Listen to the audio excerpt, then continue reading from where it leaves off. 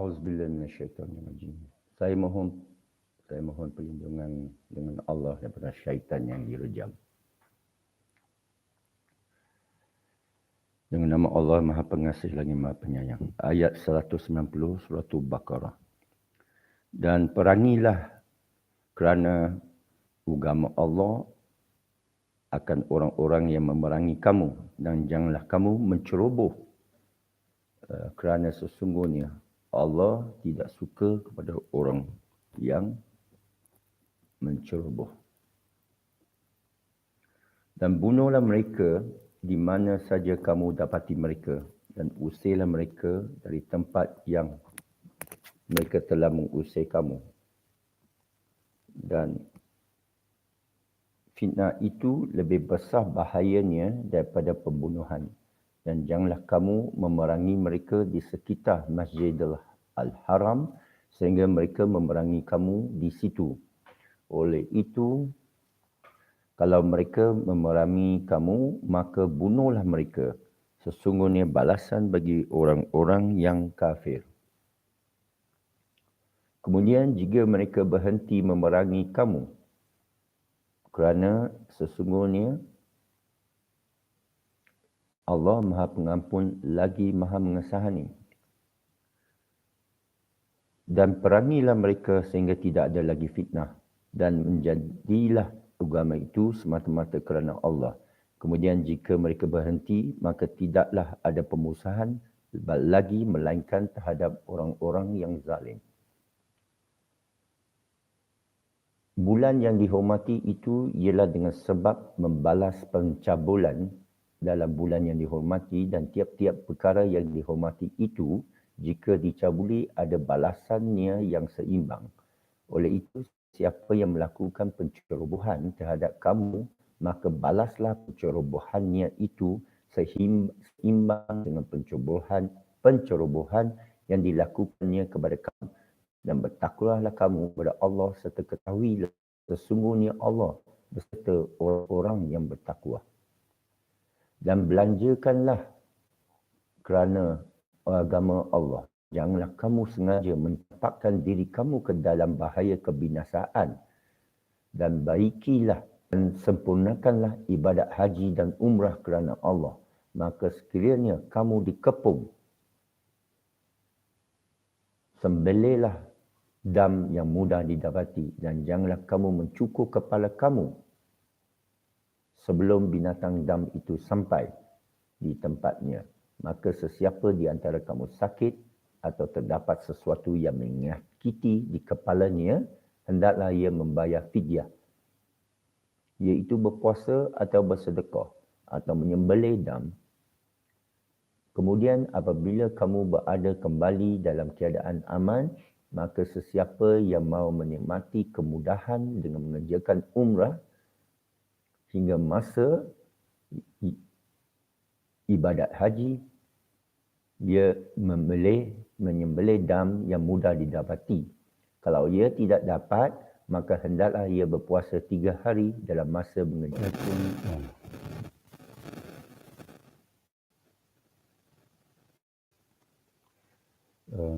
dan 7 hari, maka hendaklah ia berpuasa 3 hari dalam masa mengerjakan haji, dan 7 hari lagi apabila kamu kembali.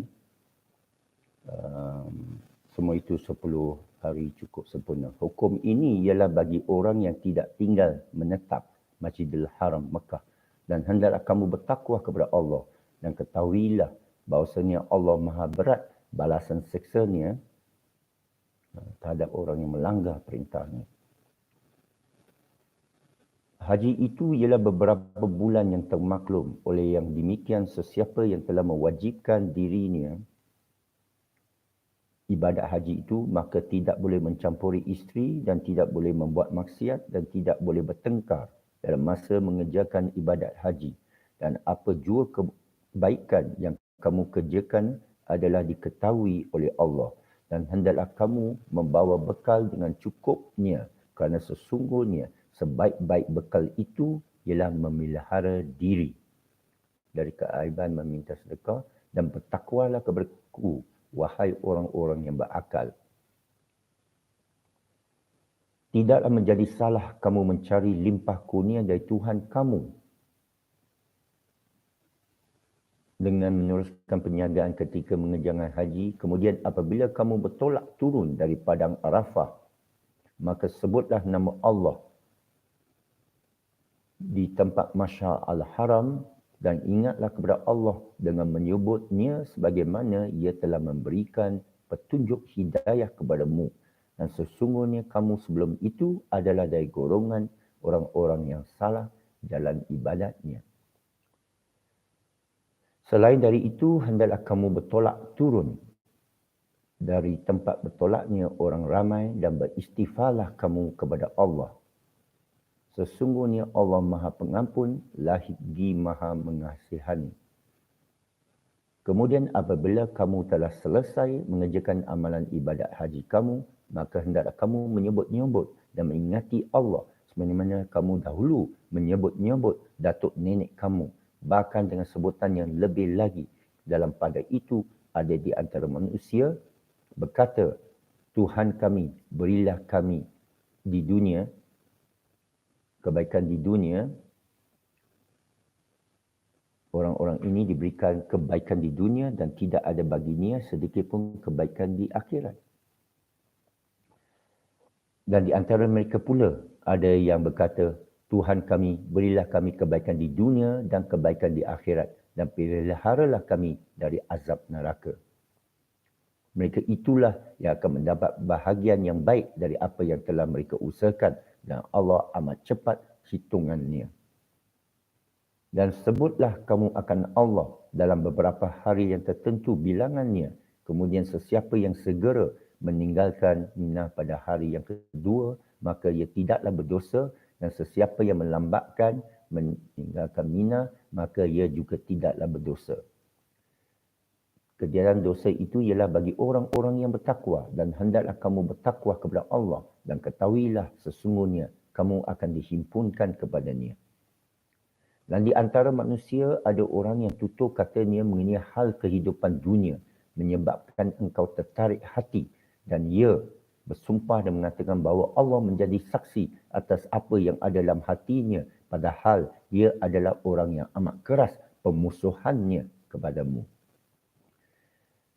Kemudian apabila ia pergi, berusahalah ia di bumi untuk melakukan bencana padanya dan membinasakan tanaman-tanaman dan keturunan binatang ternak dan manusia, sedang Allah tidak suka kepada bencana kerosakan. Dan apabila dikatakan kepadanya, bertakwalah engkau kepada Allah, timbullah kesombongannya dengan dosa, oleh itu padanlah neraka Jahannam dan demi sesungguhnya adalah seburuk-buruk tempat tinggal. Dan di antara manusia, ada yang mengorbankan dirinya kerana mencari keridaan Allah semata-mata. Dan Allah pula amat belas kasihan akan hamba-hambanya. Wahai orang-orang beriman, masuklah kamu ke dalam Islam dengan mematuhi segala hukum-hukumnya. Dan janganlah kamu menurut jejak langkah syaitan. Sesungguhnya syaitan itu musuh bagi kamu yang terang nyata. Jika kamu tergelincir dalam kesalahan disebabkan tipu daya syaitan itu, sesudah datang keterangan-keterangan yang jelas kepada kamu, maka ketahuilah bahawasanya Allah Maha Kuasa lagi Maha Bijaksana. Orang yang ingkar itu tidak menunggu melainkan kedatangan azab Allah kepada mereka dalam lindungan awan bersama dengan malaikat. Padahal telah pun diputuskan perkara itu dan kepada Allah jua kembalinya segala urusan. Bertanyalah kepada Bani Israel, berapa banyak keterangan-keterangan yang telah kami berikan kepada mereka dan sesiapa menukar nikmat keterangan Allah, sesudah nikmat itu sampai kepadanya, maka sesungguhnya Allah amat berat azab siksanya. Kehidupan dunia pada orang-orang kafir sehingga mereka memandang rendah kepada orang-orang beriman, padahal orang-orang yang bertakwa lebih tinggi daripada mereka pada hari kiamat kelak. dan Allah memberi rezeki kepada sesiapa yang kehendakinya dan tidak terkira. Pada mulanya manusia itu ialah umat yang satu. Maka Allah mengutuskan nabi-nabi sebagai pemberi khabar gembira kepada orang-orang beriman dengan balasan syurga dan memberi amaran kepada orang yang ingkar dengan balasan azab neraka. Dan Allah menurunkan bersama nabi-nabi itu kitab-kitab suci yang benar untuk menjalankan hukum di antara manusia mengenai apa yang mereka perselisihkan dan tidak ada yang melakukan perselisihan melainkan orang-orang yang telah diberi kepada mereka kitab-kitab suci itu, iaitu sesudah datang kepada mereka keterangan-keterangan yang jelas nyata. Maka berselisih semata-mata kerana hasad dengki sesama sendiri. Maka Allah memberikan petunjuk kepada orang-orang beriman ke arah kebenaran yang diperselisihkan oleh mereka dengan izinnya, dan Allah sentiasa memberi petunjuk hidayahnya kepada sesiapa yang dikehendakinya ke jalan yang lurus.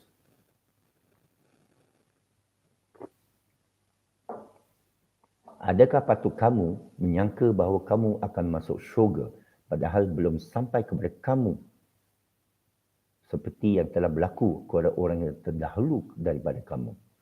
Mereka telah ditimpa kepapaan dan serangan penyakit serta digoncangkan sehingga berkatalah Rasul dan orang beriman yang ada bersamanya, bilakah pertolongan Allah? Ketahuilah sesungguhnya pertolongan Allah itu dekat. Mereka bertanya kepadamu, apakah yang akan mereka belanjakan? Katakanlah, apa jua harta benda yang kamu belanjakan, maka berikanlah kepada kedua ibu bapa dan kaum kerabat dan anak-anak yatim dan orang-orang miskin dan orang yang terlantar dan perjalanan musafir, dan apa jua yang kamu buat dari jenis-jenis kebaikan, maka sesungguhnya Allah sentiasa mengetahuinya. Kamu diwajibkan berperang, sedang peperangan itu ialah perkara yang kamu benci, dan boleh jadi kamu benci kepada sesuatu padahal ia baik bagi kamu, dan boleh jadi kamu suka pada sesuatu padahal ia buruk bagi kamu. Dan Allah jualah yang mengetahui sedang kamu tidak mengetahuinya. Mereka bertanya kepadamu mengenai peperang dalam bulan yang dihormati. Katakanlah, peperangan dalam bulan itu adalah berdosa besar, tetapi perbuatan menghalang dari jalan Allah dan perbuatan kufur kepadanya dan juga perbuatan menyekat ke Masjidil Haram serta mengusir penduduknya dari situ adalah lebih besar lagi dosanya di sisi Allah, dan angkara fitnah itu lebih besar daripada pembunuhan. Dan mereka itu sentiasa memerangi kamu hingga mereka mahu memalingkan kamu dari agama kamu kalau mereka sanggup melakukan. Dan sesiapa di antara kamu yang murtad dari agamanya lalu ia mati sedang ia tetap kafir, maka orang-orang demikian rosak binasalah amal usahanya di dunia dan akhirat, dan mereka itulah ahli neraka, kekal mereka di dalamnya. Sesungguhnya orang beriman dan orang yang berhijrah serta berjuang pada jalan Allah, mereka itulah orang yang mengharapkan rahmat Allah, dan Allah Maha Pengampun lagi Maha Pengasihani. Mereka bertanya kepadamu mengenai arak dan judi. Katakanlah, pada keduanya ada dosa besar dan ada pula beberapa manfaat bagi manusia. Tapi dosa keduanya lebih besar daripada manfaatnya. Dan mereka bertanya pula kepadamu, apakah yang mereka akan belanjakan? Katakanlah, dermakanlah yang berlebih dari keperluan. Demikian Allah menerangkan kepada kamu ayat-ayatnya supaya kamu berfikir. Mengenai di dunia dan di akhirat, dan mereka bertanya lagi kepadamu mengenai anak-anak yatim.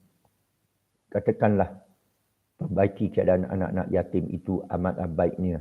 Dan jika kamu bercampur gaul dengan mereka, kerana mereka itu ialah saudara-saudara kamu, dan Allah mengetahui akan orang yang merosakkan daripada orang yang hendak memperbaikinya. Dan jika Allah menghendaki, tentu ia memberatkan kamu. Sesungguhnya Allah Maha Kuasa lagi Maha Bijaksana. Dan janganlah kamu berkahwin dengan perempuan-perempuan kafir musyrik sebelum mereka beriman. Dan sesungguhnya seorang hamba perempuan yang beriman itu lebih baik daripada perempuan kafir musyrik, sekalipun keadaannya menarik hati kamu. Dan janganlah kamu dengan lelaki kafir musyrik sebelum mereka beriman. Dan sesungguhnya seorang hamba lelaki yang beriman lebih baik dari seorang lelaki musyrik, sekalipun keadaannya menarik hati kamu. Yang demikian ialah kerana orang-orang kafir itu mengajak ke neraka, sedang Allah mengajak ke syurga dan memberi keampunan dengan izinnya. Dan Allah menjelaskan ayat-ayatnya kepada umat manusia, supaya mereka dapat mengambil pelajaran daripadanya. Dan mereka bertanya kepadamu mengenai haid. Katakanlah, darah haid itu satu benda yang mendatangkan mudarat.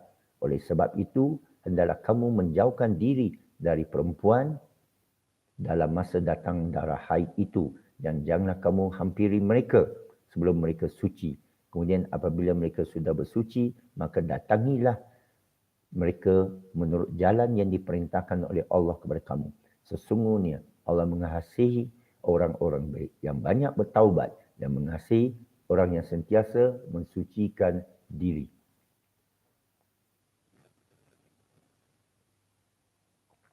Isteri-isteri kamu adalah sebagai kebun tanaman kamu. Oleh itu, datangilah kebun tanaman kamu menurut cara yang kamu sukai dan sediakanlah untuk diri kamu dan bertakwalah kepada Allah serta kau tahuilah sesungguhnya kamu akan menemuinya kepada dan berilah kabar gembira kepada orang-orang yang beriman. Janganlah kamu jadikan nama Allah dalam sumpah kamu sebagai benteng yang menghalangi kamu daripada berbuat baik dan bertakwa, serta mendamaikan perbalahan antara sesama manusia. Dan ingatlah Allah sentiasa mendengar, lagi sentiasa mengetahui. Allah tidak mengira kamu bersalah tentang sumpah kamu yang tidak dimaksudkan, tetapi Ia mengira kamu bersalah dengan sebab sumpah yang diusahakan, disengajakan oleh hati kamu. Dan ingatlah Allah Maha Pengampun lagi Maha Penyabar. Kepada orang-orang yang bersumpah tidak akan mencampuri isteri-isteri mereka, diberikan tempoh 4 bulan. Setelah itu, jika mereka kembali, maka sesungguhnya Allah Maha Pengampun lagi Maha Pengasihani. Dan jika mereka azam hendak menjatuhkan talak, maka sesungguhnya Allah Maha mendengar lagi Maha mengetahui. Isteri-isteri yang diceraikan itu hendaklah menunggu dengan menahan diri mereka selama 3 kali suci dari haid. Dan tidaklah halal bagi mereka menyembunyikan anak yang dijadikan oleh Allah dalam kandungan rahim mereka, jika betul mereka beriman kepada Allah dan hari akhirat. Dan suami-suami mereka berhak mengambil kembali isteri-isteri itu dalam masa iddah mereka jika suami-suami bertujuan hendak berdamai. Dan isteri-isteri itu mempunyai hak yang sama seperti kewajipan yang ditanggung oleh mereka dengan cara yang sepatutnya dan tidak dilarang oleh syarak. Dalam pada itu, orang-orang lelaki suami-suami itu mempunyai satu darjat kelebihan atas orang-orang perempuan isterinya. Dan ingatlah Allah Maha Kuasa lagi Maha Bijaksana.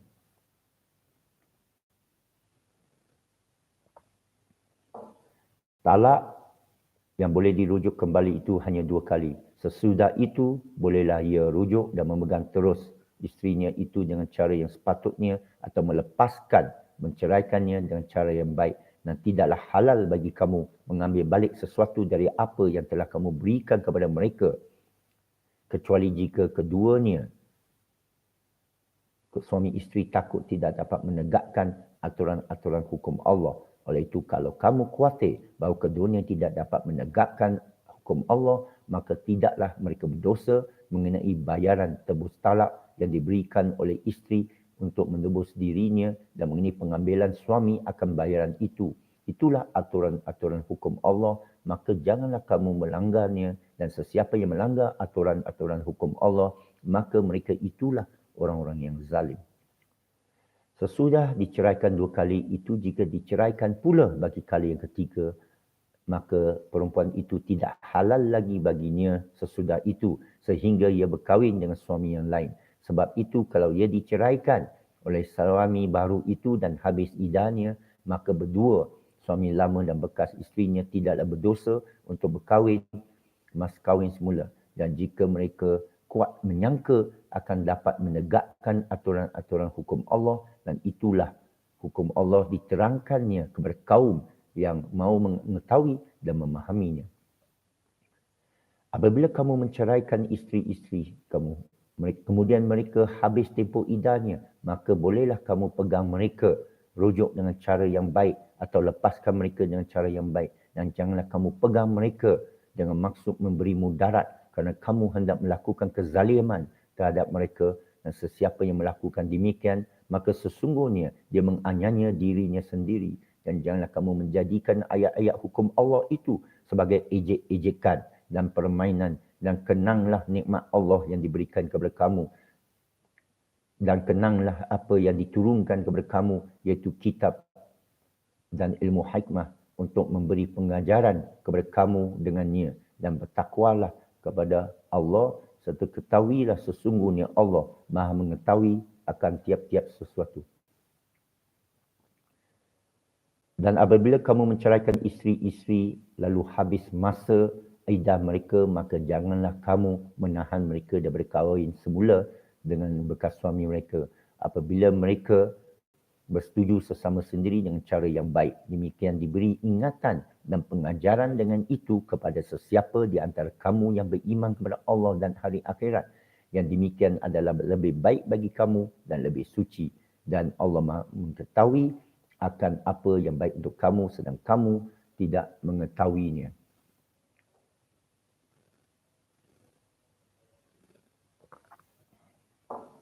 Dan ibu-ibu hendaklah menyusukan anak-anak mereka selama 2 tahun genap, iaitu bagi orang-orang yang hendak menyempurnakan penyusuan itu. Dan kewajipan bapa pula yang memberi makan dan pakaian kepada ibu itu menurut cara yang sepatutnya. Tidaklah diberatkan seseorang, melainkan menurut kemampuannya. Janganlah menjadikan seorang ibu itu menderita kerana anaknya, dan seorang bapa itu menderita kerana anaknya. Dan waris juga menanggung kewajipan yang tersebut jika si bapa tiada. Kemudian jika keduanya, suami isteri mahu menghentikan penyusuan itu dengan persetujuan yang telah dicapai oleh mereka sesudah berunding, maka mereka berdua tidaklah salah melakukannya. Dan jika kamu hendak beri anak-anak kamu menyusu kepada orang lain, maka tidak ada salahnya bagi kamu apabila kamu serahkan upah yang kamu mahu beri itu dengan cara yang patut. Dan bertakwalah kamu kepada Allah, serta ketahuilah sesungguhnya Allah sentiasa lihat akan apa jua yang kamu lakukan.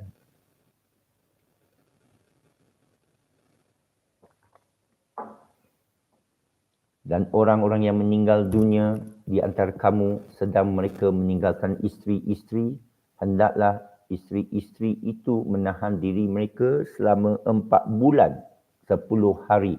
Kemudian apabila telah habis iddahnya itu, maka tidak ada salahnya bagi kamu mengenai apa yang dilakukan mereka pada dirinya menurut cara yang baik yang diluluskan oleh syarak. Dan ingatlah Allah sentiasa mengetahui dengan mendalam akan apa jua yang kamu lakukan. Dan tidak ada salahnya bagi kamu tentang apa yang kamu bayangkan untuk meminang perempuan yang kematian suami dan masih dalam iddah, atau tentang kamu menyimpan dalam hati keinginan berkahwin dengan mereka. Allah mengetahui bahawa kamu akan menyebut-nyebut atau mengingati mereka, yang demikian itu tidaklah salah. Akan tetapi janganlah kamu membuat janji dengan mereka di dalam sulit selain dari menyebutkan kata-kata yang sopan, dan janganlah kamu menetapkan dengan bersungguh-sungguh akad nikah sebelum habis iddah yang ditetapkan. Dan ketahuilah sesungguhnya Allah mengetahui apa yang ada dalam hati kamu, maka ingatlah kamu akan kemukaannya. Dan ketahuilah sesungguhnya Allah Maha Pengampun lagi Maha Penyabar. Tidaklah kamu bersalah dan tidaklah kamu menanggung bayaran mas kahwin jika kamu menceraikan isteri-isteri kamu sebelum kamu sentuh bercampur dengan mereka, atau kamu menetapkan mas kahwin untuk mereka. Walaupun demikian, hendaklah kamu memberi muta'ah, pemberian sagu hati kepada mereka yang diceraikan itu. Iaitu suami yang senang hendaklah memberi sagu hati itu menurut ukuran kemampuannya. Dan suami yang susah pula menurut ukuran kemampuannya. Sebagai pemberian sagu hati menurut yang patut. Lagi menjadi satu kewajipan atas orang-orang yang mahu berbuat kebaikan. Dan jika kamu ceraikan mereka sebelum kamu sentuh dengan mereka, padahal kamu sudah menetapkan kadar mas kahwin untuk mereka, maka mereka berhak mendapat separuh dari mas kahwin yang telah kamu tetapkan itu, kecuali jika mereka maafkannya, tidak menuntutnya, atau yang memegang ikatan nikah itu memegangnya, dan perbuatan kamu bermaaf-maafan lebih hampir kepada takwa. Dan janganlah pula kamu lupa berbuat baik dan berbudi sesama sendiri. Sesungguhnya Allah sentiasa melihat akan apa jua yang kamu kerjakan. Peliharalah kamu, kerjakanlah dengan tetap dan sempurna pada waktunya segala sembahyang fardu, khasnya sembahyang wusta, solat asar, dan berdirilah kerana Allah dengan taat dan khusyuk. Dan jika kamu takut, maka sembahyanglah sambil berjalan atau berkenderaan. Kemudian apabila kamu telah aman sentosa, maka hendaklah kamu mengingati Allah dengan mengerjakan solat secara yang lebih sempurna. Sebagaimana Allah telah mengajar kepada kamu apa yang kamu tidak mengetahuinya. Dan orang-orang yang hampir mati di antara kamu serta meninggalkan isteri, hendaklah berwasiat untuk isteri-isteri mereka, iaitu diberi nafkah sagu hati, makan, pakai dan tempat tinggal hingga setahun lamanya dengan tidak disuruh pindah dari tempat tinggalnya. Kemudian jika mereka keluar dan kendak-kendak sendiri, maka tidaklah kamu bersalah, waris-waris si mati, mengenai apa yang mereka, isteri-isteri itu lakukan pada diri mereka dari perkara yang patut, yang tidak dilarang syarak. Dan ingatlah Allah Maha Kuasa lagi Maha Bijaksana. Dan isteri-isteri yang telah diceraikan berhak mendapat muta'ah dengan cara yang patut sebagai satu tanggungan yang wajib atas orang-orang yang takwa. Demikianlah Allah menerangkan kepada kamu hukum-hukumnya supaya kamu memahaminya. Tidakkah engkau ketahui tentang orang-orang yang keluar dari kampung halaman kerana takutkan mati, sedang mereka beribu-ribu ramainya. Maka Allah berfirman kepada mereka, matilah kamu. Kemudian Allah menghidupkan mereka. Sesungguhnya Allah sentiasa melimpah-limpah kurnianya kepada manusia, tetapi kebanyakan manusia tidak bersyukur. Dan berperanglah kamu pada jalan Allah, mempertahankan kebenaran agamanya, dan ketahuilah sesungguhnya Allah Maha mendengar lagi Maha mengetahui.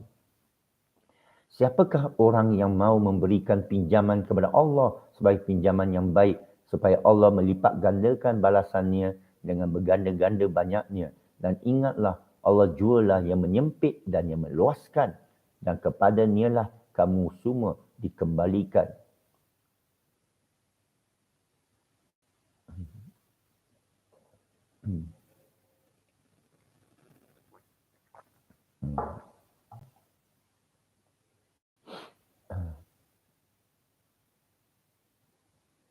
Tidakkah engkau ketahui tentang ketua-ketua dari Bani Israel sesudah wafatnya Nabi Musa, ketika mereka berkata kepada seorang Nabi mereka, lantiklah seorang raja untuk kamu, supaya boleh kami berperang pada jalan Allah. Nabi mereka menjawab, tidakkah harus jika kamu kelak diwajibkan berperang, kamu tidak akan berperang?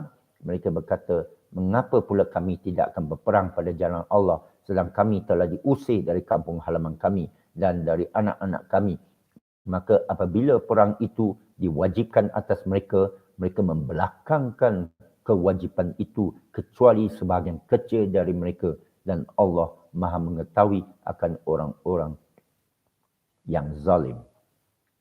Dan Nabi mereka pula berkata kepada mereka bahawasanya Allah telah melantik Talut menjadi raja bagi kamu. Mereka menjawab, bagaimana dia mendapat kuasa memerintah kami, sedang kami lebih berhak dan kuasa pemerintahan itu daripadanya, dan ia pula tidak diberikan keluasan serta kekayaan.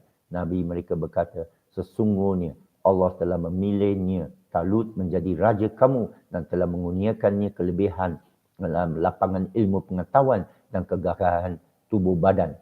Dan Allah jualah yang memberikan kuasa pemerintahan kepada sesiapa yang dikehendakinya. Dan Allah Maha Luas lagi meliputi ilmunya.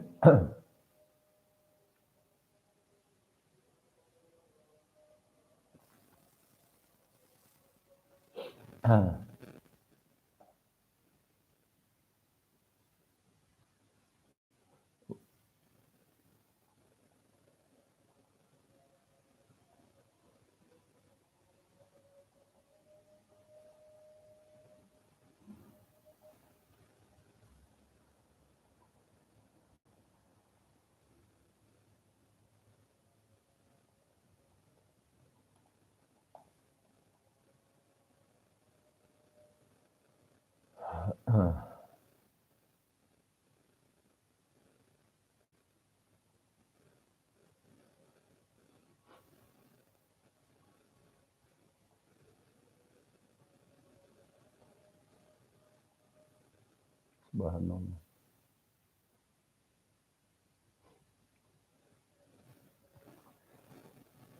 Nampaknya tak stable.